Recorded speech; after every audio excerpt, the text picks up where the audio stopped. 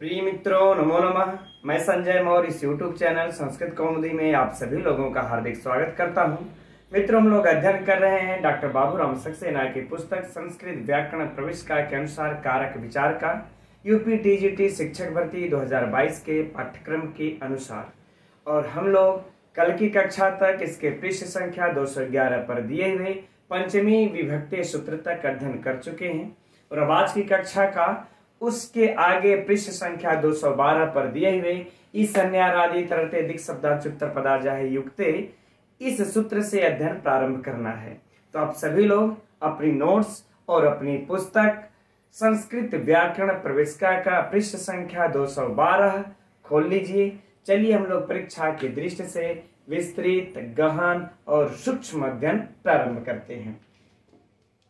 तो सबसे पहले मित्रों हम लोग यह देखते हैं कि यह अन्यारादि तरते दिक् शब्दाचुत्तर पदाजाहे युक्त यह कैसा सूत्र है। ठीक, तो यह कैसा सूत्र है? तो यह देखिए विधि सूत्र है। कैसा सूत्र है? विधि सूत्र है, विधान करता है। अर्थात यह सूत्र सीधे सीधे पंचमी विभक्ति का विधान कर रहा है। इसमें कोई भी संज्ञा इत्यादि का लफड़ा या झंझट नहीं है। अब देखना यह है कि किसके किसके योग में यह पंचमी विभक्ति का विधान कर रहा है ना। विधि सूत्र है, विधान कर रहा है किसका? तो पंचमी का कर रहा है। इसको भी साथ में हम लोग नोट कर लेते हैं। अब देखते हैं किसके किसके योग में कर रहा है। तो कर है, देखिए अन्य। हम लोग बल्कि लिखते भी चलेंगे तो यह आप लोगों के लिए सरल होगा। अन्य, फिर कहते हैं कि अन्य में से देखिए अ निकल, यहां पर दीर्घ संधि है, आरात, तकार को दकार हुआ है तो अन्य आरात। अब इसके बाद क्या कहते हैं? अब तकार को दकार होकर के इतर क्या हो गया है? इतर। ठीक, इतर के बाद क्या है? करें रीते, है ना, रीते। अब इसके बाद क्या है कि दिक् शब्द, दिक् शब्द, तो करें दिशावाची शब्द, दिशावाचक शब्द। इस तरह से अलग अलग जब करके अध्ययन कर लेंगे मित्रों तो फिर कंफ्यूजन नहीं रह जाएगा। दिशावाचक शब्द, दिशावाचक शब्द कहने का तात्पर्य इनके यह है कि जैसे पूर्व, पश्चिम, पूर्व, दक्षिण इत्यादि, है ना। पूर्व कह लें, दक्षिण कह लें, पश्चिम कह लें, यह ठीक है ना। तो दिशावाचक शब्द का मतलब यह हुआ पूर्व, दक्षिण इत्यादि शब्द दिशावाचक शब्द। अब इसके बाद करें कि अंच उत्तर पद, अंच उत्तर पद अर्थात अंच धातु जिसके उत्तर में हो ऐसा पद। ठीक, अब समझ लेते हैं इसको भी। करें कि अंच धातु जिसके उत्तर में हो, अंच धातु जिसके उत्तर में हो ऐसा पद। चलिए बस इतना ही शॉर्टकट लिख लेते हैं। अब इसके बाद कह रहे हैं कि जब पद कर लेंगे यहां पर क्या हो जाएगा? आ है दीर्घ संधि, यहां पे आच और आही, आच और आही। तो एक और जोड़ लेते हैं हम लोग आच और एक और जोड़ लेते हैं हम लोग आही, यानी आच प्रत्यय और आही प्रत्यांत। ठीक है, अंच धातु जिसके उत्तर में हो ऐसा पद, है ना। चूंकि लिखा कि अंच उत्तर पद, है ना। अंच धातु जिसके उत्तर में हो ऐसा पद और आच जिसके अंत में, यानी आच प्रत्यांत शब्द और आही प्रत्यांत शब्द, ये इनके इतने के योग में मित्रों कौन सी विभक्ति होती है? पंचमी विभक्ति होती है। अब जरा हम लोग यहां पर इसको गिन लेते हैं, काउंट कर लेते हैं। देखिए 1 2 3 4 5 6 7 और ये रहा 8। यानी हम लोगों को इस सूत्र में यह 8 यश पद कह ले, योग कह ले, प्राप्त होते हैं। इन 8 के योग में अब पंचमी विभक्ति करना है। अब हम लोग क्या अब करेंगे? इन एक एक का उदाहरण करके 8 का क्रमशः उदाहरण करके देखेंगे किसके योग में किस सूत्र से क्या पंचमी हो रहा है। इसके अदर भी, इससे हट करके भी मित्रों कुछ में पंचमी विभक्ति होता है, अभी वह भी अध्ययन किया जाएगा। तो चलिए प्रारंभ करते हम लोग अब उदाहरण देखते हैं। तो पहला उदाहरण हम लोगों के पुस्तक में है कि अन्यों, इस अन्य के योग में देखते हैं ना, किसके योग में देख लेते हैं, अन्य के योग में। अन्य के योग का जो उदाहरण है अन्यों, अब इसको हटा देते हैं, यहां पर इसकी कोई आवश्यकता नहीं है काउंट की। अन्यो भिन्न है ना, यही है, अन्यो भिन्न इतरो वा कृष्णात्, इतरो वा कृष्णात्। ठीक, अब हम लोग मित्रों इसका हिंदी भी देख लेते हैं, है ना, क्योंकि हिंदी पुस्तक में दिया नहीं है तो हिंदी भी देख लेते हैं कि कृष्ण से भिन्न, इसका बस इतना ही हम लोग अर्थ निकाल लेते हैं कि कृष्ण से भिन्न या इतर, कृष्ण से भिन्न या फिर इतर। ठीक, इतना लिख लीजिएगा।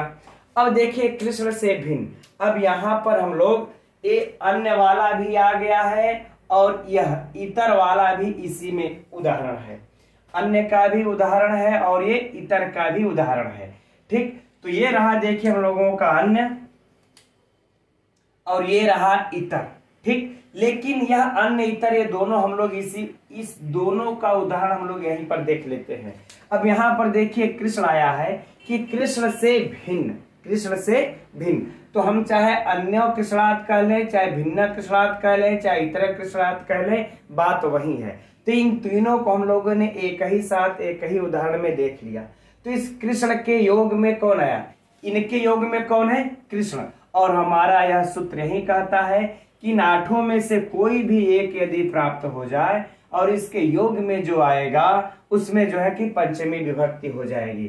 तो इसके योग में कौन आया, कृष्णात्, तो कृष्णात् में कौन सी विभक्ति हो गई, पंचमी। कौन सी विभक्ति होगी कृष्णात् में, पंचमी। अब प्रश्न उठता है मित्रों, इस कृष्णात् में पंचमी विभक्ति किस सूत्र से हुई है ना, तो एकदम नोट कर लेना है मित्रों हम लोगों को कि इसमें जो पंचमी विभक्ति हो रही है वो किस सूत्र से हो रही है, इसी सूत्र से, अन्यारादि तरते दिक् शब्दांच उत्तर पदा जाहि युक्ते सूत्र से ही हो रहा है। इसमें किसी दूसरे सूत्र का हमको न सहयोग लेना है, ना ही हमारा यहाँ पर किसी दूसरे सूत्र का व्यवधान है। ठीक, तो यह हम लोगों का दो उदाहरण फाइनल हो गया, अन्य और आरात का, अरे अन्य और इतर का भी।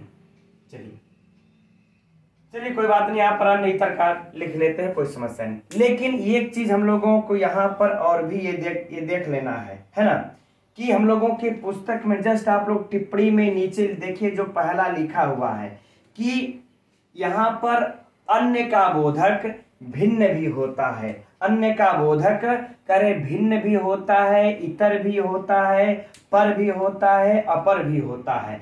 तो हम लोग इसी के साथ साथ एक चीजें और भी नोट कर लें यहाँ पर, वह यह चीजें नोट कर लेनी है हम लोगों को कि पर और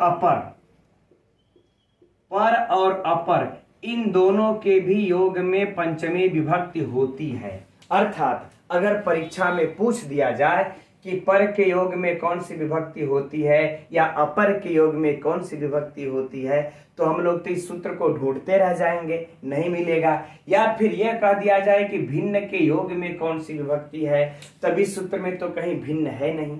इसलिए यहाँ पर मित्रों टिप्पणी में एकदम देख लेने का काम है और अंडरलाइन कर लेने का काम है और लिख लेने का काम है हम लोगों का कि इस अन्य का अर्थ तीन, यहाँ पर मान लेते इतर तो ही है, इतर का तो इसमें वर्णन है ही है, जो इसमें वर्णन नहीं है, एक यह भिन्न प्राप्त हो जाता है, पर प्राप्त हो जाता है और ये अपर प्राप्त हो जाता है। ठीक है, तो इन तीनों को भी हम लोगों को याद रख लेना है कि भिन्न के योग में पंचमी, पर के योग में पंचमी, अपर के योग में पंचमी। बाकी अगर हमने आप लोगों ने सूत्र यदि याद कर रखा है तो ये तो हल हो जाएगा कि इसके योग में पंचमी होती है। बहुत सारे हमारे एक दो भाई बहन मित्र कमेंट्स भी करते हैं, फोन भी करते हैं, सर ये कारक नहीं याद होता, पहले का पढ़ो तो दूसरा भूल जाओ, इस तरीके से है। तो देखिए मित्रों, जब तक से इसके सूत्र आप लोग क्रमशः अगर याद नहीं करेंगे, उसका प्रतिदिन सुबह में उठ करके वाचन करिए, है ना। और वाचन क्रमशः करके जब याद कर लेंगे ना, तो आप लोगों का जो कंफ्यूजन होता है, तो हम समझते हैं वो 75% वह खत्म हो जाएगा। ठीक, चलिए अब आगे बढ़ते हैं हम लोग। इस अन्य और इतर का तो उदाहरण हम लोगों ने देख लिया। अब आगे बढ़ते हम लोग आरात का उदाहरण देखते हैं ना। आरात थोड़ा सा छोटा छोटा लिख रहे हैं मित्रों, क्योंकि हम लोगों को अभी इसके बारे में बहुत कुछ अध्ययन करना है ना, इसलिए छोटे छोटे लिख करके चल रहे हैं। दिख तो रहा होगा, हम उम्मीद करते हैं। आगे देखते हैं आरात। तो आरात वनात, है ना, क्या हो जाएगा इसका? हम लोग चाहे इधर लिख ले चाहे वैसे लिख ले, कोई दिक्कत नहीं है। वनात आरात, है ना। इसका हिंदी क्या हो जाएगा मित्रों हम लोगों का? कि वन से दूर, वन से दूर। एकदम चलते चलिए फटाफट, कोई समस्या इधर नहीं होगा, है ना। वन से दूर। अब मित्रों यहाँ वन, इस आरात के योग में कौन आया? वन आया। इस आरात के योग में कौन आया? वन आया। इसलिए वनात में इस अन्य आराधी तरते दिख, आरात ये वाला दिख रहने वाला, तो इस आरात के योग में इस वन में इसी सूत्र से पंचमी विभक्ति होगी, और बाकी यहाँ पर कोई विशिष्ट सूत्र नहीं होगा, है ना। विशिष्ट प्रश्न परीक्षा का अब नहीं होगा। अब रीते वाला भी उदाहरण देख लेते हैं हम लोग। ठीक, इस रीते का उदाहरण क्या दिया है? तो रीते कृष्णात, ठीक, या आगे पीछे लिख लेंगे, कोई दिक्कत नहीं है। रीते कृष्णात, है ना। इसका अर्थ क्या हो जाएगा मित्रों? यहां पर देखिए आरात था वन से दूर, अब इसका अर्थ लिख लीजिएगा कृष्ण के बिना, कृष्ण के बिना। यहां तक तो अभी सरलता पूर्वक हम लोग चल रहे हैं, कोई कंफ्यूजन नहीं है। अब ये आता है दिशावाचक शब्द। अब इसको देखते हैं। रीते भी फाइनल, अब इस पर चलते हैं दिशावाचक शब्द पर, है ना। दिशावाचक, चलिए शब्द यहां पर लिख लेते हैं शॉर्टकट में, दिशावाचक शब्द। अब दिशावाचक शब्द का उदाहरण है मित्रों हम लोगों का क्या? चैत्रात पूर्व फाल्गुनः। लेकिन उसके पहले हम चाहेंगे कि एक उदाहरण आप लोग और भी लिख लें, है ना। जैसे पूर्वोग्रामात, ठीक, तब यह आप लोगों को और अच्छे से समझ में आएगा। पूर्वोग्रामात, है ना।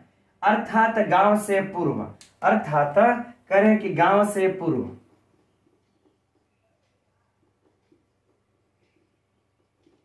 गांव से पूर्व, ये दिशावाचक शब्द है ना। पूर्व हमारा क्या है? दिशावाचक शब्द है। इसके योग में हमारा यह ग्रामात आया हुआ है, तो इस अन्यारादि ये तरह शब्दार्थ उत्तर पदाजाही युक्ते सूत्र से इस ग्रामात में पंचमी हो गई। लेकिन अब यहाँ पर जो हम लोगों का पुस्तक में ये वाला उदाहरण न दे करके एक दूसरा उदाहरण दिया है। अब आइए उस उदाहरण पर थोड़ी सी चर्चा कर लेते हैं, चूंकि उस उदाहरण में पंचायत है थोड़ी सी, है ना। क्या है? चैत्रात,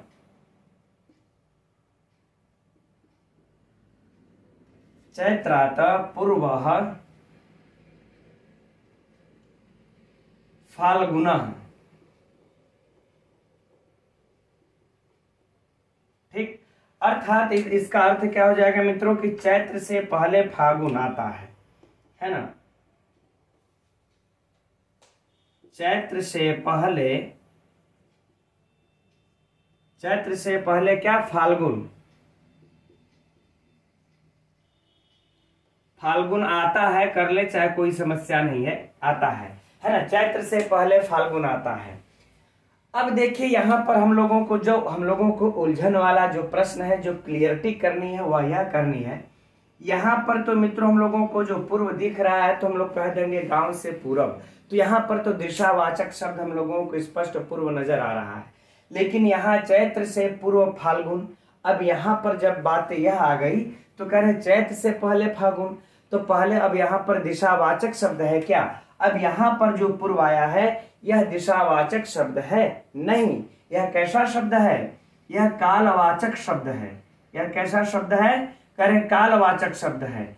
तो फिर यह सूत्र तो दिशावाचक शब्द पूर्व दक्षिण की बात करता है, यह कालवाचक शब्द की तो बात ही नहीं करता, लेकिन अब हम लोग इसमें अर्थ यह ले लेंगे कि जो यह दिशावाचक शब्द होंगे अगर वह कालवाचक का भी बोध कराते हैं तो उसके भी योग में पंचमी होगी। यह क्लियर हम इसलिए करने के लिए कह रहे हैं आप लोगों से कि अगर यहाँ पर आ जाए कि चैत्रात पूर्व फाल्गुनः और परीक्षा में पूछ दिया जाए कि चैत्रात में किस सूत्र से पंचमी हुई है, तब आप लोग सोचेंगे, अगर ये सूत्र याद किए हैं तो यह सोचेंगे यार ये तो सिर्फ दिशावाचक शब्द में ही करता है, यहाँ पूर्व दिशावाचक शब्द है, यह तो है कालवाचक शब्द, तो फिर कैसे यहाँ पर पंचमी हो सकती है। तो मित्रों हम लोगों को यहाँ पर यह समझ लेना है कि यह दिशावाचक शब्द के साथ साथ यहाँ पर कह रहे हैं कि कालवाचक भी इसका ग्रहण होता है। दिक् शब्द देश और कालवाचक दोनों का यहाँ पर यह ग्रहण अब कर रहा है, ठीक है। इस कारण से हम लोग यहाँ पर इसी सूत्र से ही इसमें कौन सी विभक्ति कर लेंगे, पंचमी विभक्ति कर लेंगे। आगे बातें समझ में, हाँ। लेकिन एक बात यह करते हैं, एक बात और भी समझ लेनी यहाँ पर आवश्यक है। ये तो फाइनल हो गया, अब लिखे यहाँ पर हम क्या, आप लोग समझ सकते हैं कि चैत्रात में इसी सूत्र से ही पंचमी विभक्ति हो रही है। अब यह फाइनल हो गया, इसलिए यहाँ पर हम लोगों को कंफ्यूज होने की आवश्यकता नहीं है। अब देखिए यहाँ पर एक प्रश्न और कि आचार्य पाणिनि को सिर्फ ये कालवाची पर ही इस प्रकार से पंचमी विभक्ति हो अभिष्ट है। यदि वह अवयव अवयवी का अगर बात आता है तब वह पूर्व के साथ तब पंचमी विभक्ति नहीं करते हैं। जैसे उदाहरण के लिए अभी आप लोग देख लीजिए, कंफ्यूजन न बन जाए। जैसे कि अगर कह दिया जाए पूर्वम कायस्य, पूर्वम कायस्य, है ना, तो पूर्वम कायस्य, अब यहाँ पर मित्रों जो पूर्वम कायस्य आया हुआ है तो यानी कि शरीर का अगला भाग। इस उदाहरण में यहाँ पर जो पूर्व शब्द है वह अवयववाची है। यह कैसा शब्द है, अवयववाची है, ठीक है ना। तो कह रहे जब शब्द अवयववाची आएगा तब आप पंचमी नहीं कीजिएगा। बातें को समझ रहे हैं कि नहीं, फिर से समझिए, जहां तक हम आप लोगों को एकदम कंफ्यूजन को एकदम स्पष्ट कर देना चाहते हैं, कोई संशय न रह जाए। अर्थात यह पूर्व शब्द जब दिशावाची रहेगा, कैसा है ना, यह शब्द जब दिशा में रहेगा तो पंचमी, यह शब्द जब काल में रहेगा तो पंचमी, लेकिन यदि यही शब्द जब अवयववाची हो जाएगा पूर्व शब्द तब पंचमी नहीं करना है। ऐसा आचार्य पाणिनि को अभिष्ट है, क्योंकि वह तस्य परमामृत सूत्र के द्वारा उन्होंने इसको स्पष्ट कर दिया है ना। तो जब यह अवयववाची हो गया तो इस पूर्व के योग में जो यहाँ पर कायस्य आया हुआ है, अब यहाँ पर इसमें पंचमी न हो करके षष्ठी हुई है ना, संबंध मात्र में। आगे बातें समझ में ना, कि जब पूर्व दिशा और काल में आएगा तभी हमको पंचमी करनी है। यदि यही पूर्व इन दोनों के अतिरिक्त अवयववाची इत्यादि अर्थों में आए तब पंचमी नहीं करनी है। ठीक है, एकदम स्पष्ट। चलिए अब आगे बढ़ते हैं। एकदम स्पष्ट करते चलना है मित्रों यहां तक, है ना। अब देखिए हम लोगों को बात आ जाती है अंच धातु पद उत्तर पद में हो। यहां पर हमने उत्तर नहीं लिखा इसलिए बार बार इस तरीके को करा। चलिए, अंच धातु जब उत्तर पद में हो तब, ठीक। तो अब अंच धातु उत्तर पद में बन करके पहले शब्द कौन सा बनता है हम लोग मित्रों उसको देख लेते हैं, फिर इस पे हम लोग चर्चा अब किया जाएगा। तो देखिए, जैसे अब पहले इसको समझा जाए कि प्र धन अंच कर देते हैं, इस प्रकार से समझेंगे तब प्रधन अंच कर देंगे और प्रधन अंच धातु उत्तर पद में आ गई। अब हम इससे हम बना लेंगे क्या, प्राक। क्या बना लेंगे, प्राक। और यही चीजें हम अब प्रति से फिर अंच धातु को उत्तर पद में रख करके बना लेते हैं प्रत्यक, है ना। अब इसका अगर अर्थ देखा जाएगा मित्रों तो प्राक का अर्थ होता है पूर्व और प्रत्यक का अर्थ हो जाता है पश्चिम, है ना। प्रत्यक का अर्थ हो जाता है पश्चिम।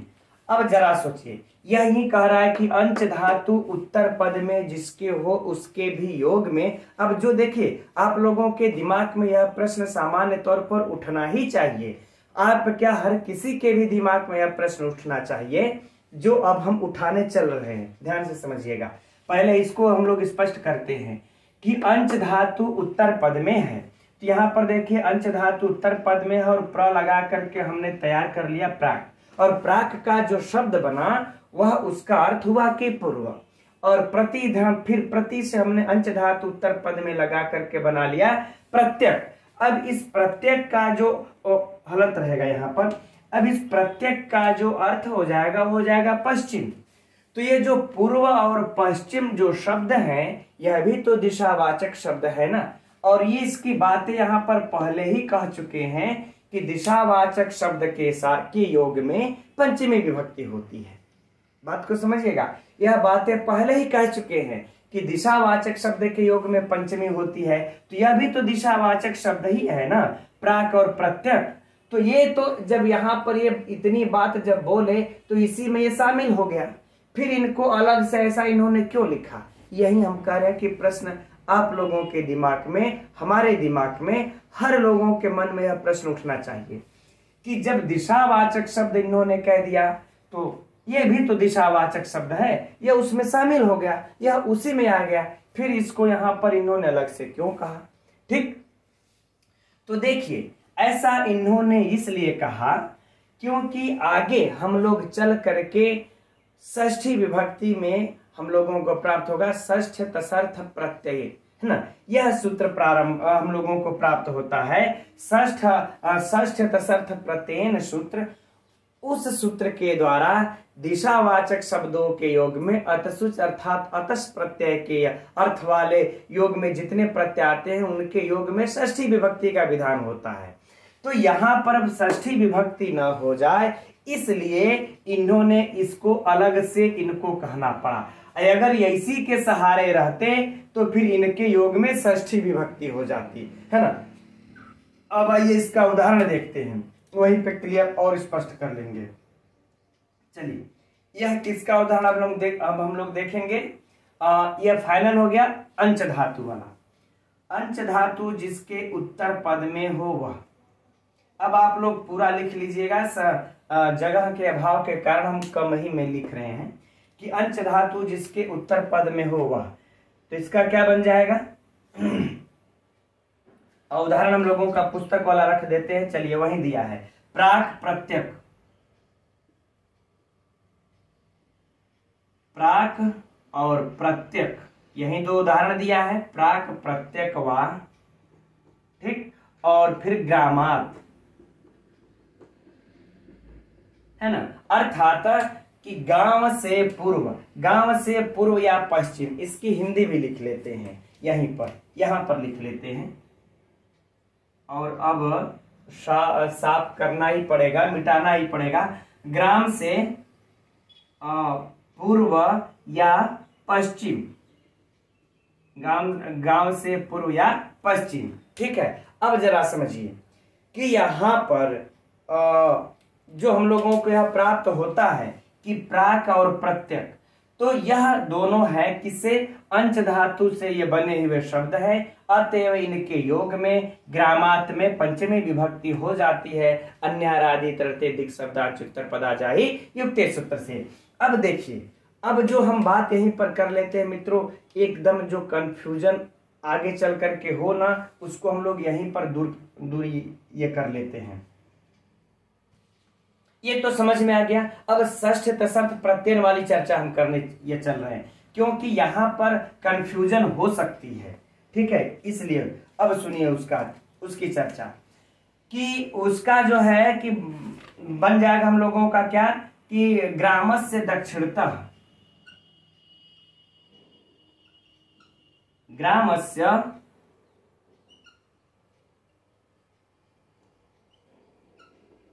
दक्षिणतः, ठीक है ना, कि गांव के दक्षिण की ओर। तो यहाँ पर मित्रों जो यह इसमें लगा हुआ है कि अतसुच अतसुच अतस अर्थ में जो यह प्रत्यय लगा हुआ अतसुच प्रत्यय, इससे लग करके यह बनता है कि दक्षिणतः। तो अगर या इसके योग में देखिए यहाँ पर षष्ठी विभक्ति हो गई, और अगर ये जो है कि अलग से यदि यहाँ पर ये नहीं लिखते तो यहाँ पर भी प्राग प्रत्यय के योग में ग्रामस्य में षष्ठी हो जाती। ठीक, चलिए अब हम लोग यहाँ तक का उदाहरण फाइनल। अब आच और आही को देखते हैं। ये दोनों इसके साथ में कंफ्यूजन कर सकते हैं। तो चलिए अब हम इतना को अगर हटा देते हैं। अगर आप लोग स्क्रीनशॉट लेना चाहेंगे तो ले लें, और इसके बाद हम लोग अब वहां से प्रारंभ करते हैं। चलिए तो अब इसको इतना हटा देते हैं, इसका यहां पर अब कोई कार्य ही नहीं है। ठीक, चलिए अब हम लोग बस इतना ही दो को और देख लेते हैं। इस अब अंश धातु का तो हो ही गया। अब देख चलिए आच वाले पर और आही वाले पर चलते हैं। तो आज का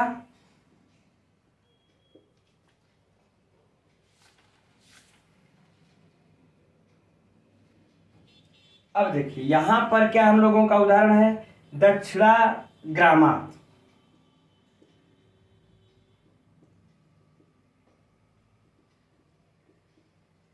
दक्षिणा ग्रामात अर्थात कहने का भाव यह है कि गांव के दक्षिण, है ना, गांव से दक्षिण की ओर, गांव से दक्षिण। अब हम लोगों को एक चीज ये पता करनी है कि ये आज का प्रयोग इसमें कहां हुआ है ना, तभी तो हम लोग इसमें इसके योग में यहां पर ग्रामात में पंचमी लगा पाएंगे। तो देखिए मित्रों यहां पर जो है कि दक्षिण शब्द से, किस शब्द से, इस दक्षिण शब्द से, दक्षिण शब्द से, है ना, यहां पर आच धातु को आच को लगा करके क्या हम कर लेते हैं, दक्षिणा बना लेते हैं। क्या बना लेते हैं, दक्षिणा, है ना। तो दक्षिण में यहां पर हम लोगों को आच अर्थात चक संज्ञक होकर के लोप हो जाएगा, आ बचता है, तो क्या हो जाता है, दक्षिणा। तो यह जो हमारा दक्षिणा जो शब्द बनता है यह इसमें क्या है, आच, है ना, यानी कि आच से आच प्रत्ययांत हो गया। क्या हो गया, यह हमारा दक्षिणा शब्द आच प्रत्ययांत हो गया। और जब यह आच प्रत्ययांत हो जाता है तो इसके योग में, इस ग्रामात में कौन सी विभक्ति हो जाएगी, इस अन्यारादि तरते शब्दार्थ उत्तर पदा जाहि युक्ते से सब पंचमी विभक्ति हो जाएगी। बात फाइनल। चलिए अब एक चीज और देख लेते हैं, आही वाला। अब यह लास्ट है, ठीक, ये लास्ट है, इसको देख लेने के साथ ही यह सूत्र समाप्त हो जाएगा। तब इसका उदाहरण हम लोगों के पुस्तक में क्या है मित्रों, दक्षिणाही ग्रामात।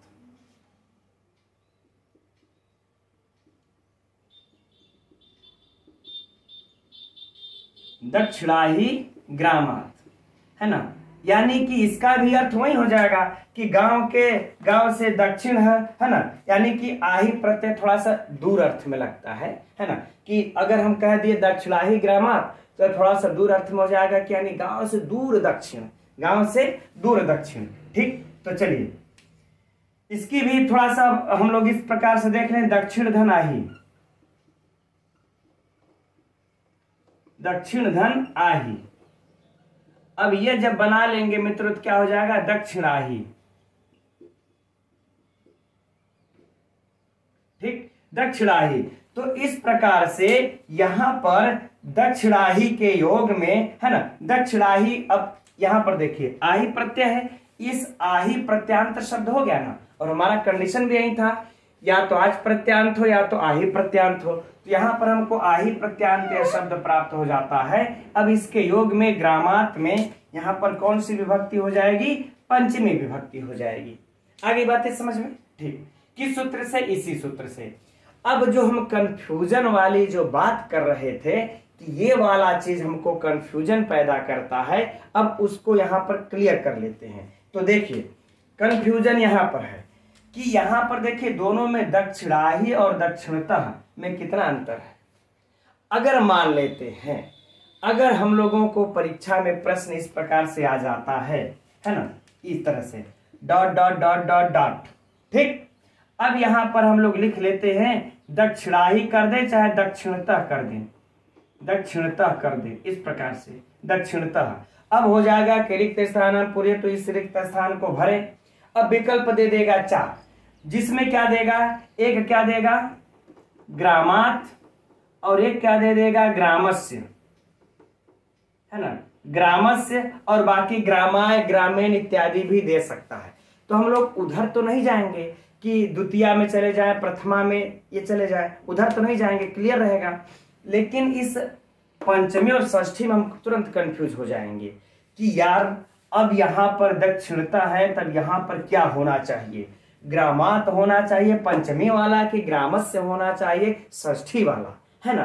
ठीक, तो मित्रों यहां पर यही चीज हम क्लियर करना चाहते हैं कि यदि आप लोगों को यहां पर दक्षिणता दिखाई पड़ जाए तो आप लोग क्या लगा देंगे, ये ग्रामस्य षष्ठी विकल्प मारिएगा, है ना। ये चीज याद करने हैं कि ग्रामस्य के साथ दक्षिणता होगा, और ग्रामस्य में किस सूत्र से षष्ठी होगी, तो षष्ठ प्रत्ययेन, है ना, यह भी याद कर लीजिए, षष्ठ प्रत्यय, षष्ठ तसर्थ रहेगा, षष्ठ तसर्थ तसर्थ प्रत्ययेन, ठीक है। इस सूत्र के द्वारा, इस सूत्र के द्वारा इसमें षष्ठी हो रही है। आगे बातें समझ में, ये जब सूत्र आएगा तो अध्ययन पुनः ये कर लेंगे हम लोग, लेकिन फिलहाल यहाँ पर कंफ्यूजन दूर करना है। और यदि कहीं इस दक्षिणता के जगह पर अगर दक्षिणा ही दे रखा है ना, दक्षिणा ही दे रखा है, तब इस रिक्त स्थान में हम क्या भर देंगे, ग्रामात। तो ये दक्षिणाही और दक्षिणता डिफरेंट थोड़ा सा है, लेकिन विभक्ति बदल जा रही है, इसलिए हम षष्ठी विभक्ति वाले सूत्र को मित्रों यहाँ पर चर्चा करके कंफ्यूजन दूर किए। नहीं, यही रीजन होता है, जो लोग कहते हैं सर षष्ठी में जाते जाते जाते जाते सब कंफ्यूज हो जाता है, यहां तक तो क्लियर रहेंगे, अब षष्ठी वाले में फिर जाकर कंफ्यूज हो जाएंगे, यार दिशावाचक शब्द में तो पंचमी में भी क्या हो रहा था, अरे दिशावाचक के योग में तो पंचमी विभक्ति हो रही थी, यहाँ दिशावाचक ही आ गया तो षष्ठी हो रही है। तो मित्रों ये याद रख लेना है कि जब दिशावाचक शब्द आएगा अगर अतशुच अर्थ में, है ना, अतशुच अतस अर्थ में अगर लगे हुए जितने भी प्रत्यय आ जाएंगे तब जाकर के षष्ठी होगी, अन्यथा नहीं होगी, अन्यथा नहीं होगी। ठीक, अब कोई भी दिशावाचक शब्द आ जाए तो हम लोगों को पंचमी ही मारना है, पंचमी ही मारना है। ठीक, लेकिन यदि कोई अवयवी वाचक रहेगा तब जाकर के षष्ठी भी मारना है। तो ये मित्रों यहां पर आप लोगों को स्पष्ट हुआ कि नहीं हुआ, हम समझ रहे हैं कि स्पष्ट हो गया होगा। अवयवी वाचक की तो चर्चा हो चुकी है। ठीक, तो चलिए अब ये सूत्र, अब इसमें से बाकी मित्रों जो ये इससे जो प्रश्न थे उदाहरण वाले ये तो फाइनल हो गए। ठीक, अब हम लोग आगे बढ़ते हैं कि इसके कुछ योग में अन्य भी होते हैं, अब उनको देख लेते हैं हम लोग। ठीक है, अब इसको हटा लेते हैं। अब इसके आगे मित्रों हम लोग पृष्ठ संख्या 213 पर आ जाते हैं, जहां टिप्पणी के अंतर्गत तीसरे पॉइंट में पठित है कि महाभाष्यकार पतंजलि अपादाने पंचमी सूत्र की व्याख्या करते हुए उन्होंने क्या लिखा है, कार्तिक्या प्रभृति, क्या लिखा हुआ है, कार्तिक्या प्रभृति। ठीक, अब यह लिखे हुए हैं व्याख्या करते हुए, तो इससे यह सिद्ध होता है इस प्रभृति के योग में भी पंचमी विभक्ति होती है, इस प्रभृति के योग में भी पंचमी विभक्ति होती है, और इसके अर्थ में प्रयुक्त आरभ्य के योग में भी पंचमी विभक्ति होती है, आरभ्य के योग में भी पंचमी विभक्ति होती है। अब हम लोगों को जो उदाहरण प्राप्त होता है वह क्या है, शैशवात प्रभृति, है ना, शैशवात प्रभृति, ये वाला उदाहरण है ना, शैशवात प्रभृति। अब पोषिताम इत्यादि करके आगे है, पोषिताम प्रियम, अर्थात शैशवात यानी बचपन से लेकर के, जन्म से लेकर के, है ना, बचपन से लेकर। अब यहां पर देखिए मित्रों कौन सा आया है, प्रभृति। इस प्रभृति के योग में शैशवात में पंचमी विभक्ति हुई है, एकदम इसको अंडरलाइन कर लेना है। अब दूसरा उदाहरण क्या हम लोगों को इसी में दिया है, देखिए आरभ्य वाले को भी शामिल करके, क्या कि भवात प्रभृति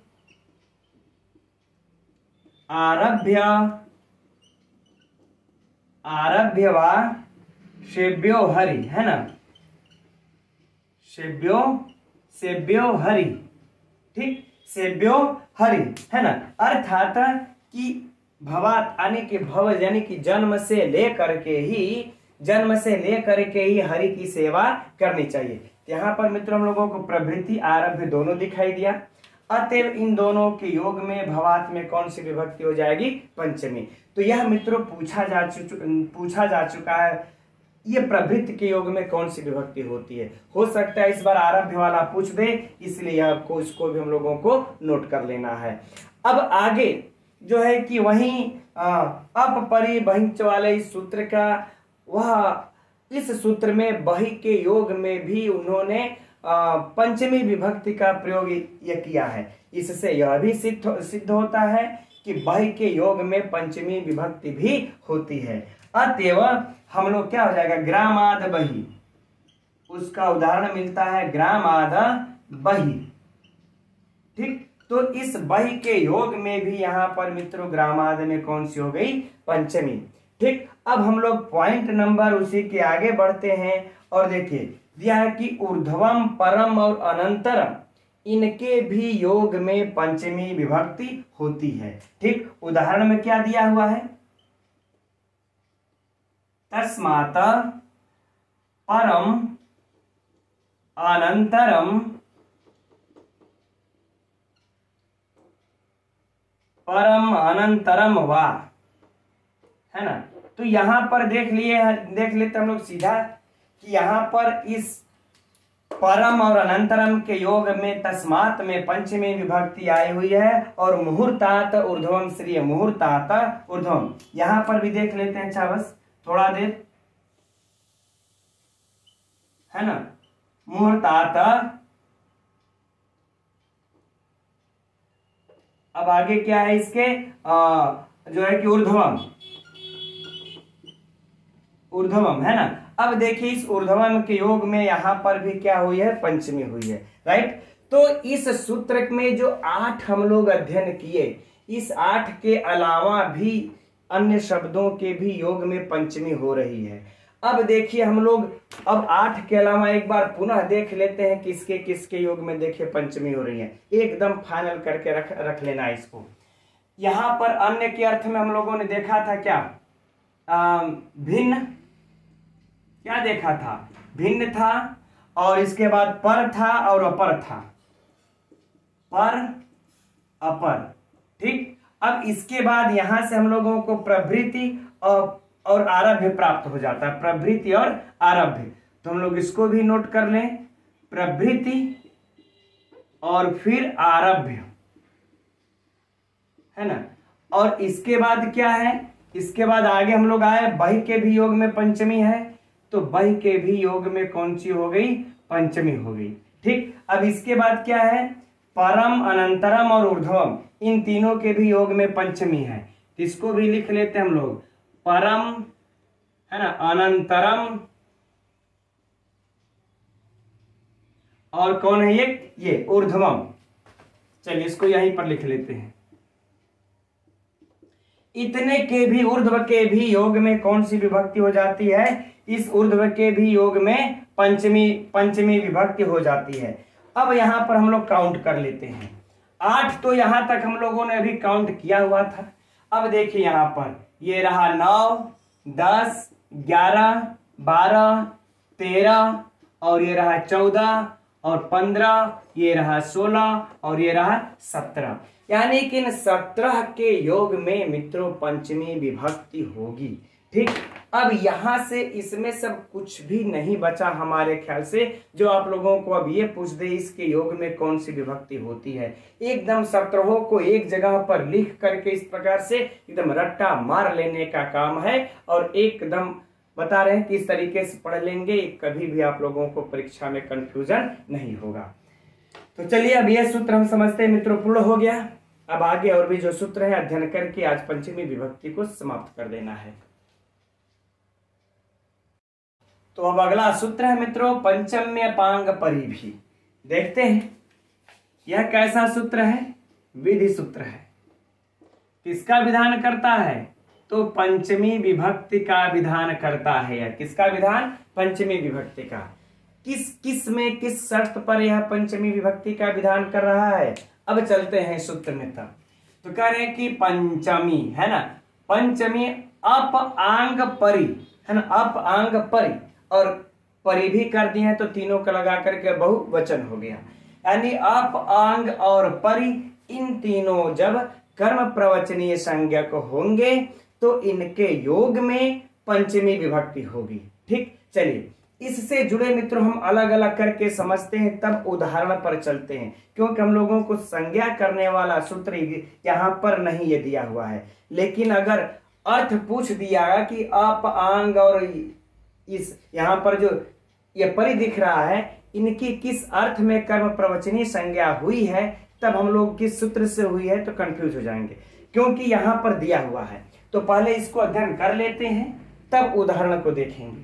तो देखिए क्या क्या है यहाँ पर, एक तो है अप और दूसरा क्या है ये परि है ना। आंग को हम लोग बाद में लिखते हैं, अप और परि इन दोनों की, और इसके बाद हम लोग आंग को यहां लिख देते हैं अलग। ठीक, इन तीनों की, यह तीनों, अच्छा यहां पर आगे ऐसे समझ लें, यह तीनों जब कर्म प्रवचनीय संज्ञक होंगे, कर्म प्रवचनीय संज्ञक हो, जब यह तीनों कर्म प्रवचनीय संज्ञक हो तब इन तीनों के योग में पंचमी होगी, नहीं तो नहीं होगी। अब प्रश्न यह उठता है कि यह तीनों आखिर में जब कर्म प्रवचनीय संज्ञक होंगे तो किसी न किसी अर्थ में न इनकी कर्म प्रवचनीय संज्ञा होगी। कर्म प्रवचनीय हम लोग पढ़ चुके हैं द्वितीय में, इसके बारे में विस्तृत अध्ययन कर चुके हैं वहां पर। फिलहाल बस हम लोग इतना समझें कि किसी न किसी अर्थ में इनकी कर्म प्रवचनीय संज्ञा होगी, क्योंकि ये तो उपसर्ग होते हैं, जब विशिष्ट अर्थ देते हैं तभी वो होते हैं। चलिए तो अब यह देखते हैं किस अर्थ में इनकी कर्म प्रवचनीय संज्ञा हो रही है। तो देखिए अप और परि ये जो दोनों हम लोगों के यहाँ पर दिखाई पड़ रहे हैं, इनकी जो है निषेध अर्थ में या फिर वर्जन अर्थ में इनकी कर्म प्रवचनीय संज्ञा होती है। किस अर्थ में मित्रों? निषेध अर्थ में। यह एकदम नोट कर लीजिएगा आप लोग, निषेध अर्थ में इनकी जब कर्म प्रवचनीय संज्ञा होगी। अब यहां पर सूत्र मित्रों हम लोगों के पुस्तक में नहीं दिया हुआ है, जबकि है सूत्र अपरिवर्जने। सूत्र क्या है? अपरिवर्जने। अपरिवर्जने इस सूत्र के द्वारा अप और इस ये परि की निषेध अर्थ में कर्म प्रवचनीय संज्ञा हो जाती है। आगे बातें समझ में। चलिए अब इसके बाद आंग का आती है बारी कि अब यह आंग किस अर्थ में कर्म प्रवचनीय संज्ञक होता है। तो देखिए एक तो कहते हैं आंग को मर्यादा अर्थ में कर्म प्रवचनीय संज्ञक होता है, और एक कहते हैं मित्रों अभिविध है ना, अभिविधि अर्थ में कर्म प्रवचनीय संज्ञक होता है ना। अब हम लोगों को ये दोनों, ये कर्म प्रवचनीय और अभिविधि दोनों समझना पड़ेगा। कल इसी की चर्चा आई थी मर्यादा की, कल की कक्षा में किरातार्जुनीयम के जब हम लोग अध्ययन कर रहे थे तो हमने बताया था कि कल के व्याकरण में इसकी चर्चा होगी, वहीं पे विस्तृत समझ लेंगे। अब आज एकदम समझ लीजिए कि मर्यादा का अर्थ क्या होता है ना। मर्यादा का अर्थ कह लें कि तेन बिना, अर्थात कह लें कि तेन बिना। तेन बिना, तेन बिना का मतलब होता है कि छोड़कर। तेन बिना का अर्थ क्या हो जाएगा? छोड़कर, है ना। और अभिविधि का अर्थ क्या हो जाएगा? तेन सह। इसका अर्थ क्या होता है? तेन सह, अर्थात छोड़कर नहीं, उसको लेकर के, सीधे क्या हो जाएगा? उसको लेकर या उसके साथ। एकदम ये सरल शब्दों में समझिए मित्रों, उसको लेकर के या उसको साथ। ठीक, तो जब आंग का मर्यादा अर्थ में और अभिविधि अर्थ में जब यह कर्म प्रवचनीय संज्ञक होगा तो इस आंग कर्म प्रवचनीय आंग के योग में जो भी आएगा उसमें पंचमी विभक्ति हो जाएगा। अब प्रश्न यहां पर एक और उठता है कि किस सूत्र के द्वारा इस आंग की कर्म प्रवचनी संज्ञा होगी। तो मित्र सूत्र तो हम लोगों के पुस्तक में दिया नहीं है, ये अलग से हम लोग देख लेते हैं। आंग मर्यादा वचने, आंग मर्यादा वचने, इस सूत्र के द्वारा इसकी जो है कि मर्यादा और अभिविधि अर्थ में इसकी कर्म प्रवचनी संज्ञा हो जाती है, राइट। अब देखिए, लेकिन यह तेन बिना और तेन सह ये वाली बातें भी हम लोगों के समझ में नहीं आई। अब इस चीज को हम चलिए अब अपने द्वारा अलग से उदाहरणों को समझा देते हैं। जैसे हम मानते, हमने कह दिया कि ये देखिए प्रयागराज है, यह क्या है, प्रयागराज, ठीक, यह प्रयागराज है। यह प्रयागराज यहां से लेकर के यहां तक है। और हम जब कर कह दें कि प्रयागराज तक वर्षा हुई, प्रयागराज तक वर्षा हुई, यानी कि बारिश तो हो रही है, बारिश तो हो रही है इस तरह से, लेकिन बस यहीं तक हुई, इधर नहीं गई, बस यहीं तक हुई। यह वर्षा जो है यहीं तक हुई, इसके आगे प्रयागराज तक हुई है। इसके मित्रों दो अर्थ निकल जाएंगे कि नहीं। तो अगर हम लोग हिंदी में अगर वार्तालाप करेंगे तो पूछना पड़ेगा, हम कहेंगे यार प्रयागराज तक वर्षा हुई है, तो ये बताइए ये प्रयागराज को लेकर के वर्षा हुई है कि प्रयागराज के बॉर्डर तक रुक गई है। तो मित्रों जब अगर प्रयागराज के बॉर्डर तक यदि वर्षा रुक जाए तो इसी को हम लोग कहते हैं मर्यादा अर्थ, यानी तेन बिना, इसको छोड़ करके, यानी प्रयागराज को छोड़ करके वर्षा हुई है, तब यह क्या हो जाएगा, मर्यादा अर्थ में, ठीक। इसी को कहते हम लोग मर्यादा अर्थ, है ना। अब यहां पर अगर कोई कह दे, और यही बातें कल भी थी कि समुद्र पर्यंत, यानी कि समुद्र तक, समुद्र में नहीं, समुद्र तक, ये मान जो कल वाली चर्चा वही, अच्छा थोड़ा सा कर लेते हैं बस, कि मान लेते हैं या क्या है, समुद्र है, तो कहते हैं कि वह कहां तक शासन कर रहा है, समुद्र तक दुर्योधन। तो ये जो समुद्र है तो यही समुद्र तक कर रहा है मर्यादा अर्थ में, है ना, यही आया था। इस समुद्र के अंदर थोड़ा मछलियों पर थोड़ा शासन करने जा रहा है, भूमि पर शासन कर रहा है, तो समुद्र तक शासन कर रहा है मर्यादा अर्थ में। और यही आंग जब हम लोग अभिविधि अर्थ में ले लेंगे, ठीक है, कि हम अब अभिविधि अर्थ में अगर कहेंगे कि प्रयागराज तक वर्षा हुई, तो ये मान लीजिए कि इस प्रयागराज में भी वर्षा हुई। कहां हुई, इस प्रयागराज में भी वर्षा हुई। तो जब यह प्रयागराज में भी वर्षा हो जाएगी मित्रों, तो इसी को हम लोग क्या कहेंगे, अभिविधि अर्थ, है ना। कौन सा अर्थ कहेंगे, अभिविधि अर्थ। अब हम समझ रहे हैं, आप लोगों को अभिविधि अर्थ समझ में आ गया। जब कोई कार्य एकदम बॉर्डर तक होकर के रुक जाए, यानी प्रयागराज तक वर्षा हुई, तो बस प्रयागराज के बॉर्डर तक हुई, यानी मर्यादा में रहिए, मर्यादा में रहिए, है ना। लोग नहीं कहते मर्यादा में रहिए, उसको लांघिए मत। तो मर्यादा में जब तक रह जाएगी तो आंग यहां तक, और अभिविधि अर्थ हो जाएगा ये पूरा प्रयागराज में वर्षा हो गई, है ना, पूरा प्रयागराज में वर्षा हो गई तो अभिविधि अर्थ हो गया। आगे बातें फाइनल। चलिए अब इन सबों का चलिए तो फाइनल हो गया। अब हम लोग देखते हैं उदाहरण। चलिए अच्छा, इसको हम थोड़ा सा लिख देते हैं, शायद उदाहरण में आवश्यकता पड़ जाए समझने में। अब पहले हम लोग उदाहरण क्रम के अनुसार देखेंगे। ये पहले अपपरी का देख लेंगे, फिर आंग का देखा जाएगा। क्योंकि उदाहरण तो तीनों का देखा जाएगा, इसमें तीनों में कह रहे हैं पंचमी विभक्ति होगी। तो अब अपपरी का उदाहरण देखते हैं। तो क्या हम लोगों का अप हरिवा परे अप परिवा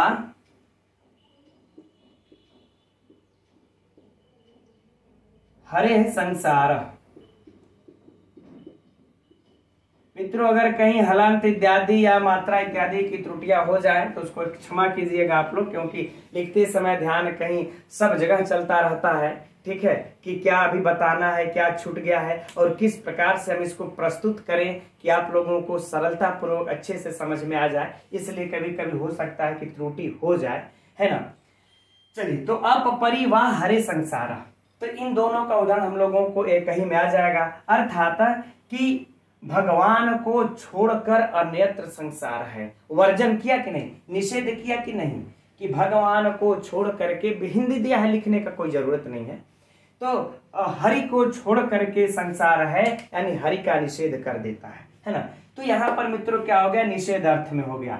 अब देखिए यहां पर जब निषेध अर्थ में कौन आया, अप और परि। अब परीक्षा के प्रश्न पर चलते हैं। अप परि निषेध अर्थ में आया, अब इसमें हो गई पंचमी विभक्ति। कौन सी विभक्ति हो गई, पंचमी विभक्ति। किस में, हरि में, क्योंकि इसके योग में कौन आ गया, हरि आ गए, तो हरि में कौन सी विभक्ति हो गई, पंचमी। अब प्रश्न उठता है कि किस सूत्र से पंचमी हुई, तो यहां पर मित्रों किस सूत्र से होगी, पंचम्य पांग परि भी सूत्र से पंचमी विभक्ति हो जाएगी। नोट कर लिया। अब दूसरा प्रश्न यह देखिए कि अप और परि की किस सूत्र से कर्म प्रवचनी संज्ञा हुई। चूंकि इसीलिए हमने इसको पहले ही अध्ययन हम लोगों ने इसका यह कर लिया कि इससे भी परीक्षा में प्रश्न पूछा जाएगा और पूछा जाता है। ठीक, तो अप परि की किस सूत्र से कर्म प्रवचनी संज्ञा हुई, कर्म प्रवचनी संज्ञा किस सूत्र से हुई मित्रों, तो इससे, इसी से हुई, अप परिवर्जने से हुई कर्म प्रवचनी संज्ञा। अप परिवर्जने सूत्र से हुई है ना, अप परिवर्जने सूत्र से इसकी कर्म प्रवचनी संज्ञा। अच्छा, ये दूसरा प्रश्न हो गया। अब इसी उदाहरण से मित्रों लोगों का तीसरा प्रश्न बनता है कि किस अर्थ में अप और परि की कर्म प्रवचनी संज्ञा हुई है। यह उदाहरण रख करके तीसरा प्रश्न पूछा जाएगा कि किस अर्थ में अप और परि की कर्म प्रवचनी संज्ञा हुई है, तो मित्रों वर्जन या निषेध अर्थ में हुई है, ऐसा लिख दीजिएगा। तो ये हम लोगों का इस उदाहरण से 3 प्रश्न बनता है, 1, 2 और ये किस अर्थ में 3, तीसरा प्रश्न। अब इससे मित्रों इसका कोई चौथा प्रश्न नहीं बनता। फाइनल। चलिए अब आगे बढ़ते हैं। अब हम लोग अगला उदाहरण देखते हैं जो दिया हुआ हम लोगों का इसका आंग वाला है ना। कौन दिया है, इस आंग के अर्थ में उदाहरण देखते हैं। क्या दिया हुआ है कि आ जन्मनः, दोनों को इसी में लगा दिया है, आ जन्मनः आ मरणात्, नहीं गलत होगा, आ जन्म, हाँ नहीं सही हो जाएगा, आ जन्मनः आ मरणात्, दोनों चूंकि एक ही में है, आ मरणात् है ना, आ जन्मनः हटा ही देते हैं इसको, आ जन्मनः आ मरणात् स्वकर्तव्यम,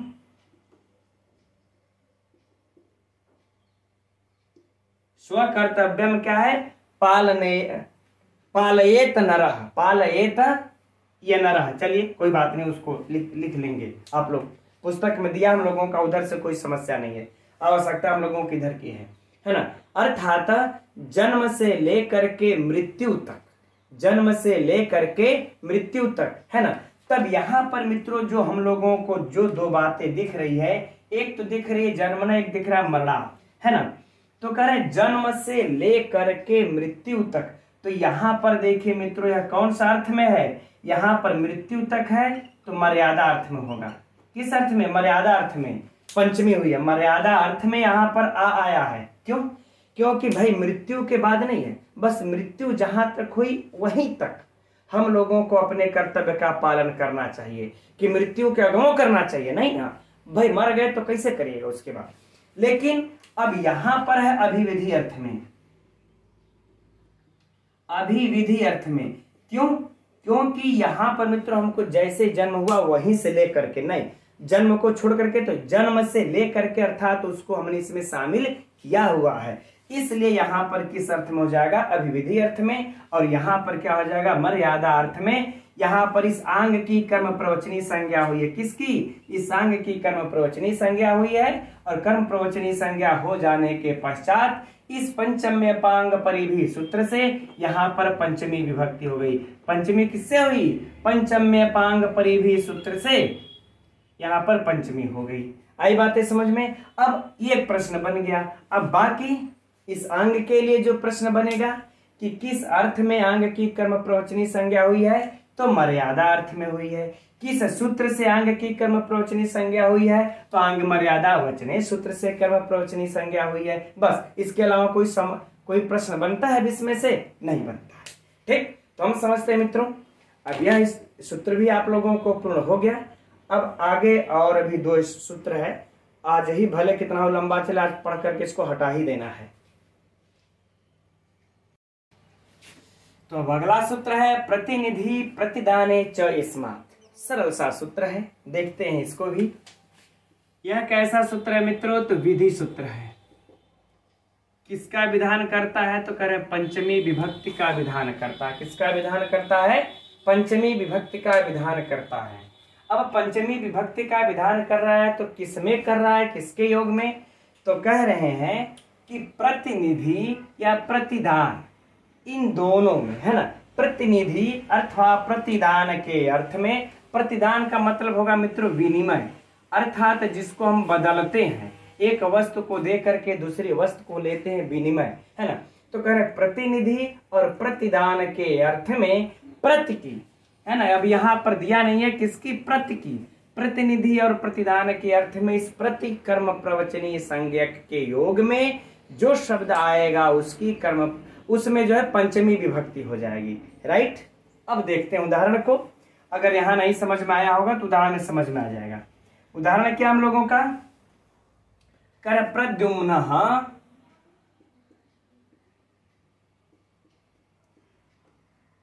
प्रद्युम्नः कृष्णात्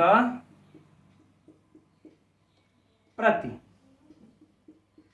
ठीक, अर्थात हिंदी दिया हुआ ही है कि प्रद्युम्न कृष्ण के प्रतिनिधि है।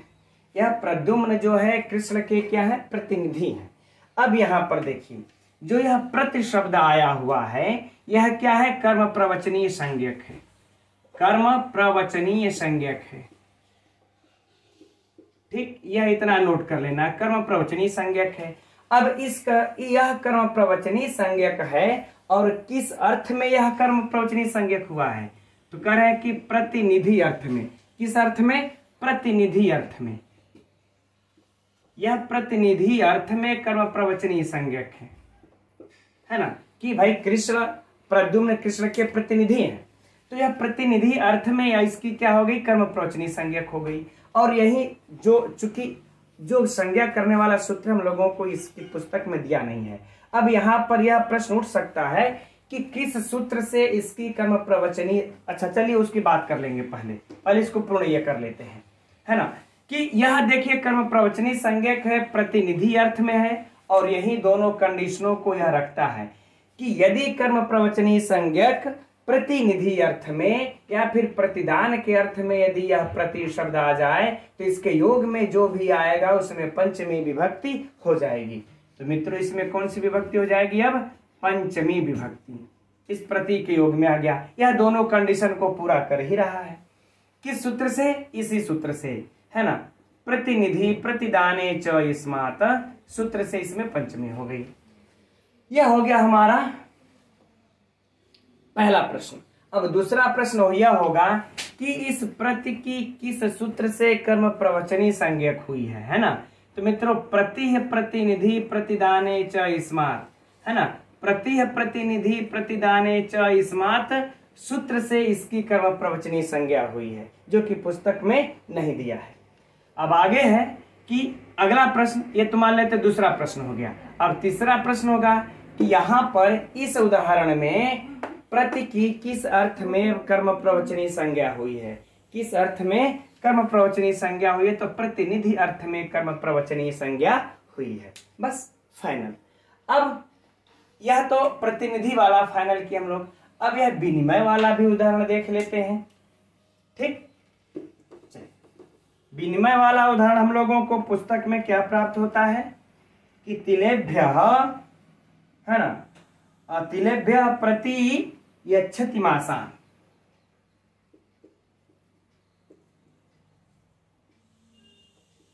तिलेभ्यः प्रति यच्छति मासान्।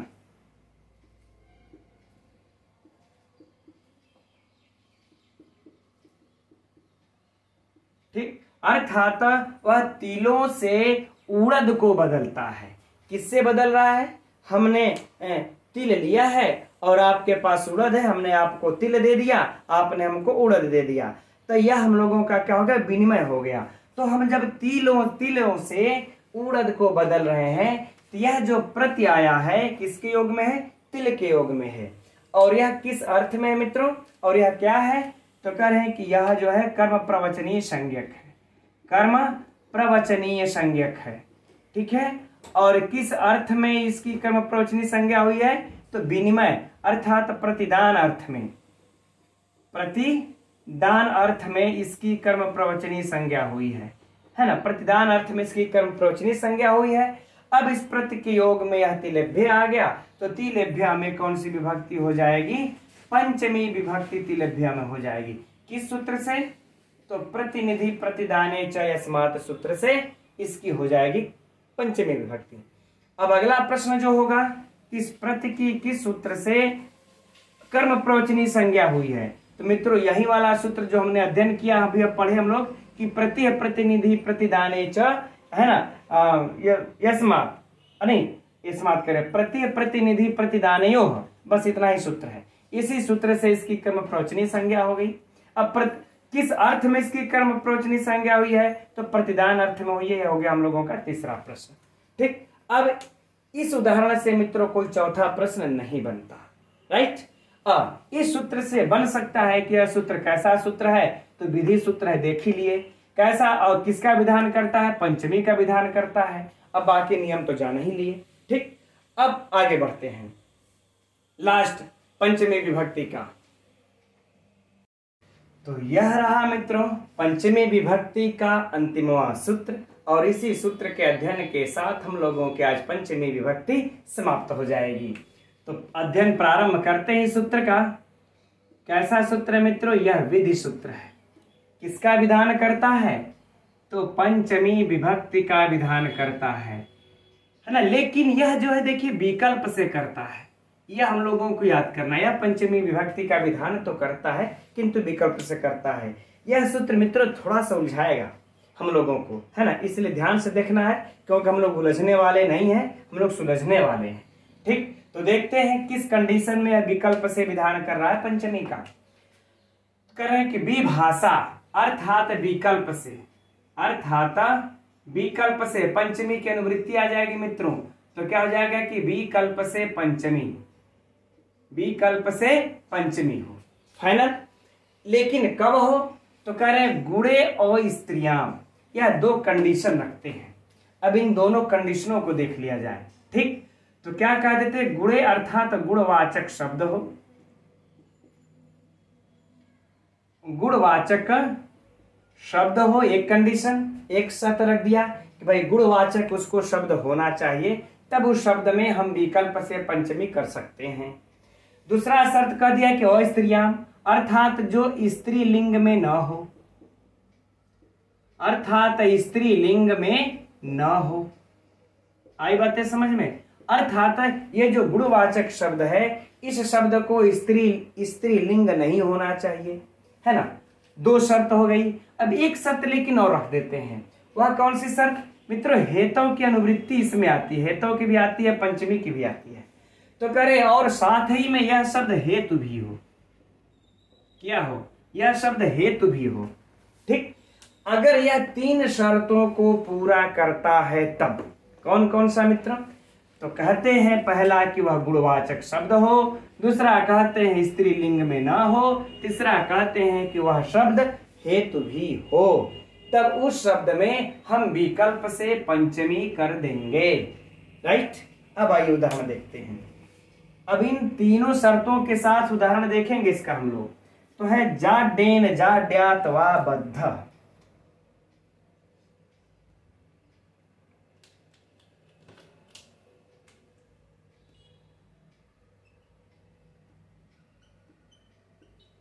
जाडेन जाड्यात वा बद्ध। ठीक, ये हो गया जाडेन जाड्यात वा बद्ध। अर्थात अब हिंदी तो दिया ही है कि वह अपनी मूर्खता के कारण बध गया, वह अपनी मूर्खता के कारण बध गया। अब यहां पर देखिए मित्रों, यह जो जाड्यात शब्द है ना, यह जो जाड्यात शब्द है यह देखिए गुणवाचक है। क्या है? गुणवाचक है। यह गुणवाचक शब्द है ना। मूर्ख जाड्य यह गुणवाचक शब्द है, तो हमारा यह कंडीशन पूरा हो गया। दूसरा कंडीशन है कि वह स्त्रीलिंग में ना हो, तो यह देखिए स्त्रीलिंग में न हो करके यह नपुंसक लिंग में है। कौन से लिंग में है? यह जो है नपुंसक लिंग में है। हमारा यह भी शर्त पूरा हो गया, स्त्रीलिंग में है ही नहीं। अब देखिए तीसरा शर्त है कि हेतु, तो यह हेतु भी है ना? हेतु है कि नहीं है? कि वह मूर्खता के कारण ही बध गया। बधने का उसका जो कारण है, हेतु है कौन सा मित्रों? मूर्खता, है ना? तो मूर्खता ये हमारा हेतु भी हुआ, ये हमारा हेतु भी हो गया। अब क्या करेंगे? अब यह हमारा तीनों शर्त कर लिया पूरा, और यह कहा था सूत्र कि गुणवाचक शब्द स्त्रीलिंग में ना हो और हेतु भी हो तो उसकी विकल्प से पंचमी कर देंगे। अतः मित्रों यहां पर विकल्प से कौन सी विभक्ति हो गई? पंचमी। कौन सी इसमें हो जाएगी? पंचमी। अब शर्त उठती है, प्रश्न उठता है कि किस सूत्र से पंचमी। तो मित्रों कहीं दूर नहीं जाना है, इसी सूत्र से, विभाषा गुण स्त्रियाम सूत्र से, इसी सूत्र से यहां पर कौन सी हो गई है? पंचमी, विकल्प से। याद रहे कि यह विकल्प से पंचमी कर रहा है। किससे? विकल्प से। अब वही जो पक्ष में है वो बाकी है ना? अब जाडेन, अब यह जाडेन में मित्रों किस सूत्र से हो जाएगी? तब इस जाडेन में कौन सी है? तृतीया। जाडेन में कौन है? तृतीया। किस सूत्र से है? तो हेतव सूत्र से है। किस सूत्र से है? हेतव सूत्र से है, और पक्ष में है, पक्ष में है ना? अब देख सुनिए परीक्षा का प्रश्न है ना, अब उसकी चर्चा कर लेते हैं। तो कह रहे हैं कि यह जाड्येन जाड्यात वा बद्ध, इस सूत्र में जाड्यात में किस सूत्र से और इस उदाहरण में किस सूत्र से पंचमी विभक्ति हुई है? तो विभाषा गुण स्त्रियाम से हुई है ना? यह गुण। अब दूसरा प्रश्न समझिए कि गुणवाचक शब्द नपुंसक लिंग में हो और हेतु भी हो तो उसमें कौन सी विभक्ति होती है? पंचमी विभक्ति होती है। तीसरा सुनिए, विकल्प से होती है कि नित्य होती है पंचमी? तो विकल्प से होती है। फाइनल। अब सुनिए, अगर जाड्येन वा बद्ध यह दे दे, इसमें कौन सी सूत्र से तृतीया विभक्ति हुई है? तो हेतव सूत्र से हुई है। पक्ष में हुई है कि विकल्प में हुई है? तो पक्ष में हुई है। फाइनल। ओके, अब हम लोग चलते हैं, आगे बढ़ते हैं। अगर मान लेते हैं कि यह देखिए पुस्तक में आप लोगों के कुछ मिसप्रिंट भी है, उसको सुधार लीजिएगा। अब हम लोग आगे बढ़ते हैं कि यह गुणे और स्त्रियाम नहीं कहते तो, अभी चूंकि सूत्र में बड़ा पंचायत है ना, कि यह गुणवाचक और स्त्रियाम नहीं कहते तो क्या होता, यह शर्त इन्होंने क्यों रखा? तो इसके लिए कहते हैं कि गुणे किम, यानी कि गुणवाचक को ऐसा क्यों कहा? तो पहले हम लोग किसका देखेंगे? इस गुणवाचक ही आवश्यक हो ऐसा इन्होंने क्यों कहा? तो देखिए क्या है? धनेन कुलम। अब यह प्रति उदाहरण है मित्रों, यह प्रति उदाहरण है। धनेन कुलम अर्थात धन से कुल। क्या होगा? धन से कुल। अब यहां पर मित्रों यह जो धन शब्द दिख रहा है ना, यह धन शब्द स्त्रीलिंग में तो नहीं है, लेकिन यह गुणवाचक नहीं है। यह क्या है? स्त्रीलिंग में तो नहीं है, यानी कि यह शब्द नपुंसक लिंग में तो है। सुनिएगा, यह नपुंसक लिंग में है, तो ये कंडीशन पूरा किया कि स्त्रीलिंग में नहीं है, नपुंसक लिंग में है। और दूसरा कंडीशन भी पूरा किया कि यह क्या है? हेतु भी है। क्यों? क्योंकि धन से ही कुल है, तो यह हेतु भी हो गया। लेकिन जो तीसरा कंडीशन था, पहला वाला ये वाला गुणवाचक, तो यह गुणवाचक शब्द नहीं है, यह गुणवाचक नहीं है। अतएव इसमें सिर्फ और सिर्फ तृतीया ही होगी, पंचमी नहीं होगी, क्योंकि यह तीनों शर्त पूरा करने पर ही इसमें पंचमी होगी। और ये वाला गुणवाचक नहीं आते, पंचमी नहीं होगी। अब यदि परीक्षा में आप लोगों से पूछ दिया जाए कि धनेन कुलम में किस कारण से पंचमी नहीं हुई, है ना, तो किस कारण से नहीं हुई? क्योंकि यह गुणवाचक नहीं है। गुणवाचक होगा तो पंचमी होगी, है ना, राइट। अब देखिए हम लोगों की पुस्तक में क्या दिया हुआ है कि गुणवाचक के होने पर, अब पॉइंट को देख लीजिएगा, मिस प्रिंट है कि गुणवाचक के होने पर अस्त्रीलिंग होते हुए भी तृतीया ही होगी। गुणवाचक के होने पर अस्त्रीलिंग होते हुए भी, अस्त्रीलिंग तो होते हुए भी, तो गुणवाचक के न होने पर होगा। गुणवाचक के होने पर नहीं, वहां पर न लिख लीजिएगा कि गुणवाचक के न होने पर, है ना, गुणवाचक नहीं है अतएव केवल तृतीया होगी, जबकि स्त्रीलिंग में नहीं है, अस्त्रीलिंग है। राइट। अब कहते हैं कि स्त्रीलिंग में ही हो, ऐसा इन्होंने क्यों कहा।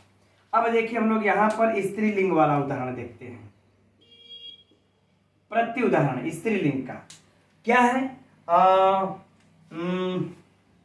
बुद्ध्या मुक्त,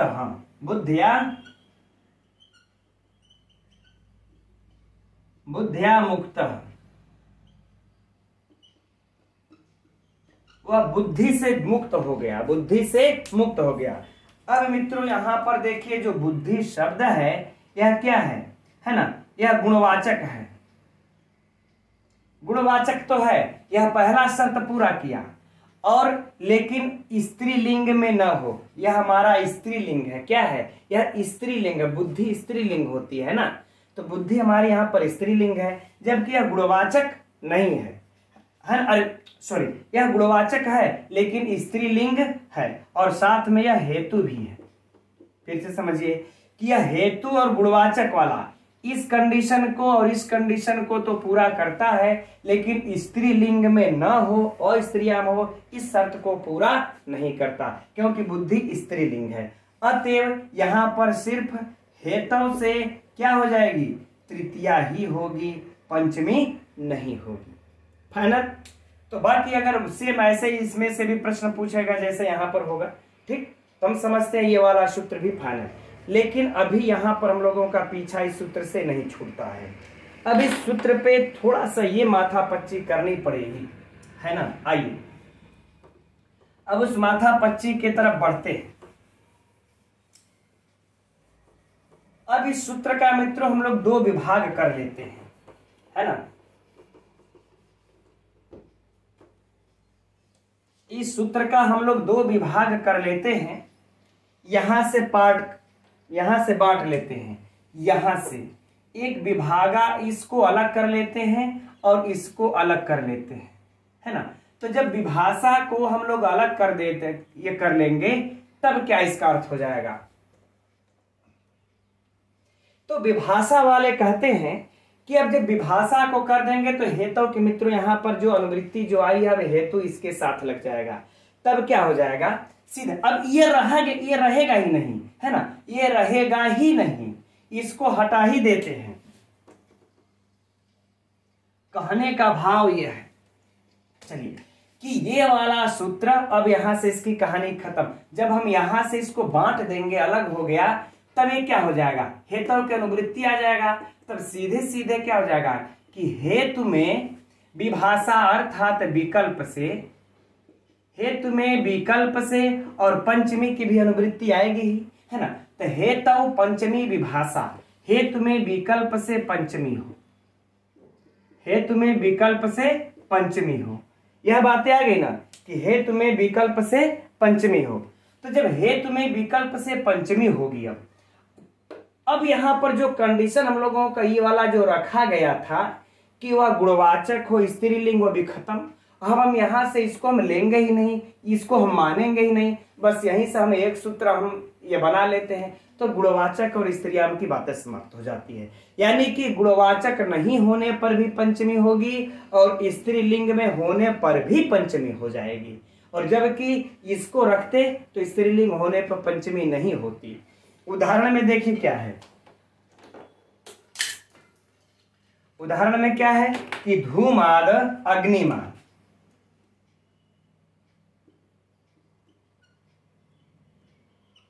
धूमाद अग्निमान, है ना। अब ये देखिए, अब देखिए यहां पर जो धूम है, यह जो धूम है यह गुणवाचक नहीं है, यह गुणवाचक नहीं है ना। जबकि यह सूत्र कह रहा था गुणवाचक होना चाहिए था, गुणवाचक होगा तभी पंचमी होगी। लेकिन जब हम यहां से इसको बांट करके अलग कर देंगे, एक अलग स्वतंत्र इसका अस्तित्व बना देंगे, एक अलग राज्य हम ये बना लेंगे, तो हम अपने अनुसार नियम कानून चलाएंगे। तब हम इसकी क्यों सुनेंगे। तो जब यह अलग हो गया तो अब हेतु पंचमी की अनुवृत्ति आ गई, तो हेतु में पंचमी विभक्ति हो, विभाषा माने विकल्प से, तो यहाँ पर धूमाद हो गया। अब यह गुणवाचक हो और चाहे न हो, स्त्रीलिंग में हो चाहे न हो, क्या फर्क पड़ता है, हो गया पंचमी धूमाद में। आगे बातें समझ में। अब इसी का एक स्त्रीलिंग वाला भी उदाहरण दिया हुआ है। क्या है स्त्रीलिंग वाला उदाहरण, है ना, कि नास्ति घटो अनुपलब्धे, नास्ति घटो अनुपलब्धे। अब देखिए यहां पर अनुपलब्धि जो है ना, यहां पर जो अनुपलब्धि जो है वो स्त्रीलिंग में है। अनुपलब्धि कौन से लिंग में है, स्त्रीलिंग में है। स्त्रीलिंग में है तो स्त्रीलिंग होने पर पंचमी नहीं होनी चाहिए थी, लेकिन देखिए हो गई पंचमी, क्योंकि इसका एक अलग अस्तित्व हो चुका है, इसका एक अलग नियम कानून बन गया है। ठीक, तो ये यहाँ पर इसका होगा। अगर मान लेते हैं यहाँ पर आप लोगों से परीक्षा में यदि पूछ दिया जाए, है ना, कि धूमाद अग्निमान सही होगा कि गलत होगा, तो इसको भी मित्रों आप लोग इस प्रकार से सही परीक्षा के लिए लगा सकते हैं। यह जानकारी रख लेना चाहिए हम लोगों को, ठीक, क्योंकि कभी कभी प्रति उदाहरण वाला ऐसा भी उदाहरण में रखता है और हम लोग कंफ्यूज हो जाते हैं परीक्षा में। ठीक, तो आज के लिए मित्रों इतना ही रहने देते हैं। पंचमी विभक्ति आज समाप्त हो गई, और कक्षा आप लोगों को कैसी लगी कमेंट्स करके आप लोग अवश्य बताइएगा, क्योंकि आप लोगों का कमेंट से ही जब हम पढ़ते हैं ना कि कितने गदगद होते हैं, तो उसके आगे फिर ये क्या फीस लोगों की लाखों रुपए की कोई मूल्य ही नहीं रह जाता। ठीक, तो चलिए अब हम लोग शाम को आज ही मिलते हैं 8 बजे इस किराता अर्जुनियम के अगले श्लोक के साथ। तब तक के लिए नमो नमः।